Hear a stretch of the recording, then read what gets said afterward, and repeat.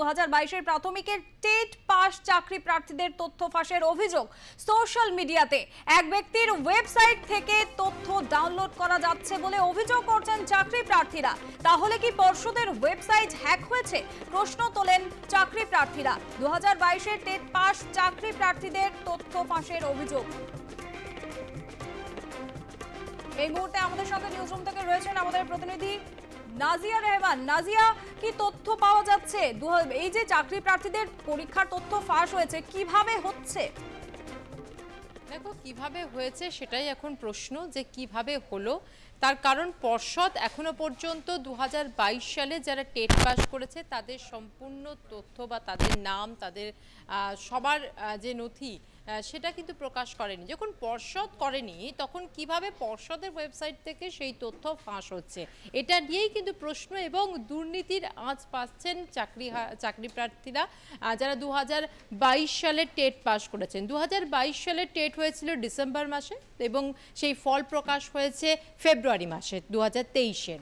তো সেক্ষেত্রে তারপর থেকে যারা পাস করেছিলেন তারা পর্ষদের ওয়েবসাইট থেকে জানতে পেরেছিলেন তাদের নাম এবং তারা তাদের সার্টিফিকেট ডাউনলোড করেছিলেন। সেই সংশ্লিষ্ট ব্যক্তি শুধুমাত্র যিনি পাস করেছিলেন তিনি তার নামটি একমাত্র দেখতে পেয়েছেন এবং তার সার্টিফিকেট ডাউনলোড করতে পেরেছেন। কিন্তু দেখা যাচ্ছে হঠাৎই গতকালকে একজন ব্যক্তির ওয়েবসাইটে সমস্ত প্রায় 1.5 লক্ষ পরীক্ষার্থী যারা টেট পাস করেছিলেন 2022 সালে তাদের সম্পূর্ণ তথ্য, তাদের নাম, তাদের জন্ম তারিখ, তাদের পাস সার্টিফিকেট, সমস্ত কিছু কিন্তু তারা কত নাম্বার পেয়েছে সমস্ত কিছুই কিন্তু ওই ওয়েবসাইটের মাধ্যমে জানতে পারা যাচ্ছে এবং সার্টিফিকেট ডাউনলোড পর্যন্ত করা যাচ্ছে। এটা কিভাবে সম্ভব সেই নিয়েই কিন্তু প্রশ্ন তুলেছেন এবং হ্যাক হয়েছে হয়তো পর্ষদের ওয়েবসাইট, এমনটাও কিন্তু মনে করছেন। পাশাপাশি একটা দুর্নীতির অভিযোগও তুলছেন যে এর পিছনে কোনো দুর্নীতি লুকিয়ে আছে, এমনটাও কিন্তু অভিযোগ তুলছেন।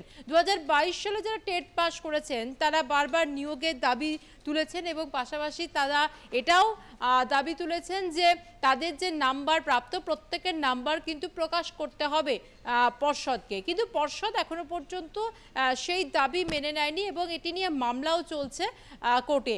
কিন্তু যেটা পর্ষদ এখনো পর্যন্ত মানেনি বা পর্ষদ প্রকাশ করেনি সেটা একজন ব্যক্তির তার পার্সোনাল ওয়েবসাইটে দেখা যাচ্ছে যে সেগুলো সমস্ত তথ্য বেরিয়ে আসছে এবং যারা চাকরি প্রার্থী যারা 2022 সালে টেট পাস করেছে তাদের বক্তব্য হচ্ছে তারা নিজেরা সেগুলো মিলিয়ে দেখেছে এবং সেখান থেকে সার্টিফিকেট ডাউনলোড পর্যন্ত করেছে।